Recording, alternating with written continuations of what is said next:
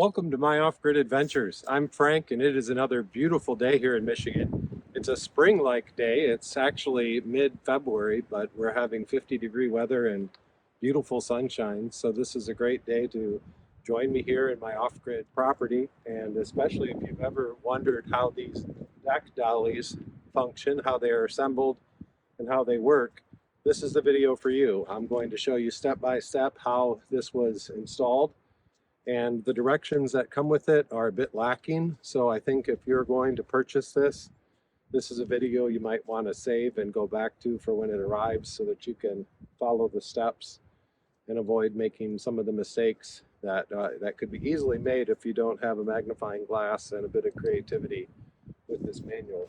But overall, I am very pleased with the end result, and if I had to build one of these over again, it would go very quickly.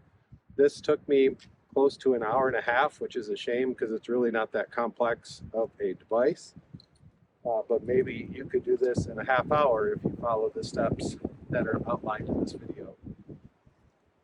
There are different size models of this deck dolly depending on your size and type and brand of deck.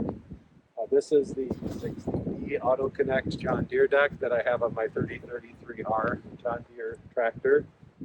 And I wanted to be able to have less space taken for storing this. That's why I wanted this. It'll fit nicely into my storage area when I'm not using it during these winter months. Won't be long before we're getting this out to mow the lawn around here again. But as you can see, it holds it upright. It has wheels on the bottom so that you can maneuver it. There are some additional attachments that you can buy that will be JDQA John Deere Quick Attach compatible so that your tractor can pick it up and move it around for you. That would be nice, but I think it was about $300 more, and I just didn't want to spend that much. And this is really all that I needed, so I'm glad to have it. I also bought the 6-foot edition. I think that was an extra foot. It cost just a little bit more, and I got the dual wheel edition. The owner of the company recommended that when I placed the order, and I was going to do that anyway because I just wanted to make sure I had all the support and strength that I needed for leverage with the longer handles and for the double wheels. If you want to follow along and see how this thing came together, please stay with me. And if this is a video that you like, please give it a thumbs up. That really helps my channel. And also, if you're interested in more how-to videos, product reviews, off-grid content, RV content, tractor content, please subscribe. We'd love to have you join us. I was really pleased with how quickly this was shipped. It was shipped via UPS and arrived within about 3 or 4 days. It came in this box here, about 6 foot long. Any large, heavy metal object that's shipped in the mail is often damaged, but this was packaged really well with a lot of good packing material. Nothing was damaged at all. There were no missing pieces. Overall, I couldn't be happier with how well this was packaged. The only criticism that I have about this product is how unclear the directions were. It took quite a while to figure out exactly how this was supposed to come together. I was surprised right away with how beefy and solid and sturdy these wheels are. They definitely should do the job.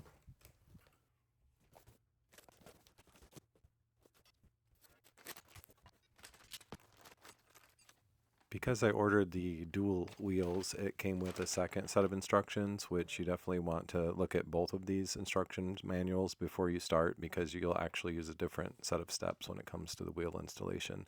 So ignore those steps in the main manual and refer to the one that comes with those extra wheels. The first thing that confused me in the manual is that the first step is labeled as number 3. I'm not really sure where 1 and 2 are. But number 3 is to pre-assemble the bottom cross support tube and brackets as shown below while leaving the nuts loose. It is important to keep those nuts loose. Definitely don't tighten those, because one of the last things you'll do after you place this on top of your mower deck is adjust things and then you tighten it, because every mower deck apparently can have slightly different configuration, so it is important to wait on that part. The photo in the manual of this bottom cross support tube and brackets is just really not very clear. What you're supposed to do is take these 4 triangular pieces, put one on either side of the cross support tube, and then put those bolts and nuts through. Then you just repeat that step on the other side of the bottom cross support tube, and step 1 or step 3 is complete and you're ready to go on to the upper deck brackets. I got really thrown off at this second step or fourth step if you're going by the instruction manual, which is to pre-assemble the upper deck brackets as shown below with the included hardware. These may be tightened. But that's all that it says, and the photo in the manual doesn't really show you the three-dimensional component of this, that there are two green pieces that are almost the same in size that you are supposed to attach together with three different bolts and three spacers in between them. So once you figure out these are supposed to use spacers, it's easy to do, but that's just something that isn't that intuitive. My next pro tip, which at least would have saved me a lot of time, is to just hold off on installing these rods here until you're ready to mount this onto your mower deck. One of the two of these threaded rods went through very quickly, but the other was just super tight. And I wish that I would have had some type of short galvanized steel pipe that I could have attached to the end of that short part of the handle and spun it around and had the leverage from that. Maybe yours will come with two that thread really easily, but mine definitely didn't. So it's just probably all about which package you get and whether there's any paint or whatever that was clogging this up and making it so tight. The next step, which is step 5 in the instructions, step 3 if you're using it logically, is to pre-assemble the base plates and tires as shown below. The regular nut should be on the inside and the serrated nut should be to the outside of the base plate. Take care to tighten the bolt and nuts to allow the tire to spin freely but not be loose on the bolt. This just also wasn't super clear from looking at the instructions, and this is when you want to switch over to the other manual if you have the dual wheel system.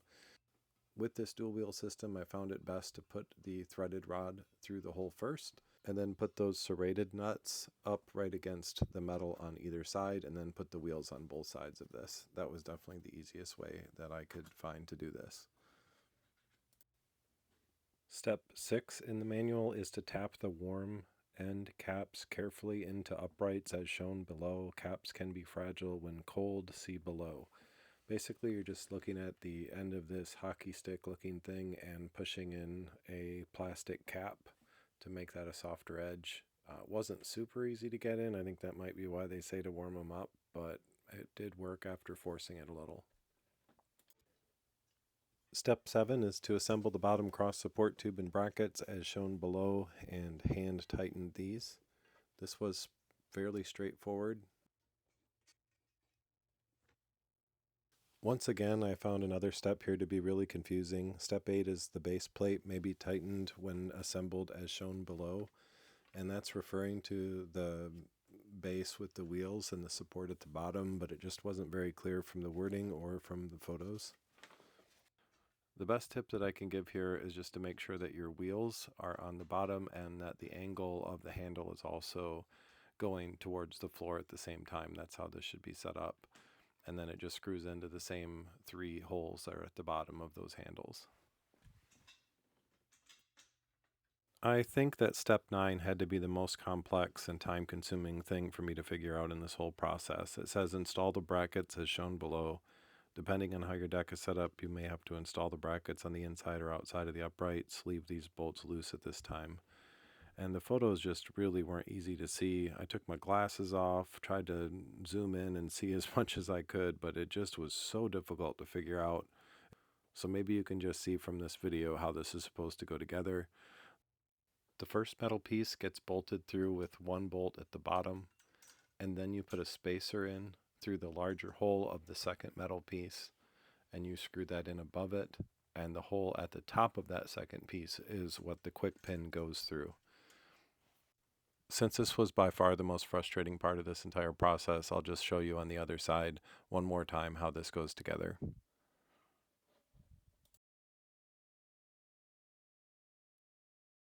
The next step was just to simply put the upper deck bracket kits in place, and they could just go just about anywhere at this point. You're going to have to move them when you get it next to your deck anyway.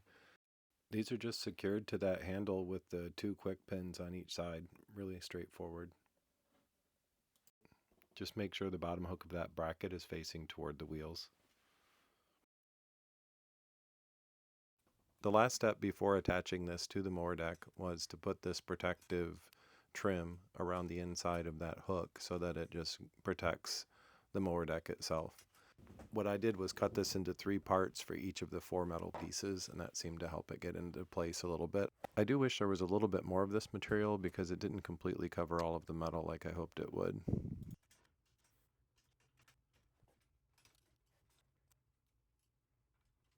Here's the final product before it's attached to the mower deck itself.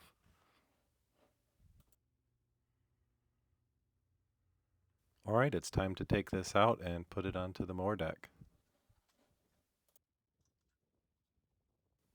This is the point at which you'll be glad that you didn't completely tighten those nuts on the first step, because you do have to widen or shorten the width of this in order to get it to fit just right into your mower. I didn't have the right tools with me when I was working on this indoors, so at this point I tightened everything down with the wrenches that I had, and then I made sure everything was the right width. This next step, which was really the last step, was quite easy. You just had to slide those brackets into place so that the bottom of that hook went underneath the mower deck, and then screw down those difficult to turn threaded rods. Again, I wish that I had a galvanized pipe to help one of them go smoother. The other was fine, but this one was quite tough to turn. All right, that's it. We're done. Let's test it out. It is heavy, a little heavier than I thought it might be, but it still beats lifting this up the old-fashioned way. Let's stand it up, walk around it, and see how everything looks.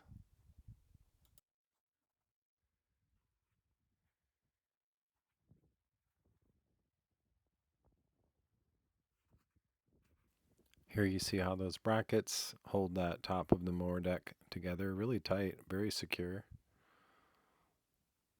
You can see why I wish that I had a little bit more of that protective material. And then this is that most complicated hook system that I walked through earlier.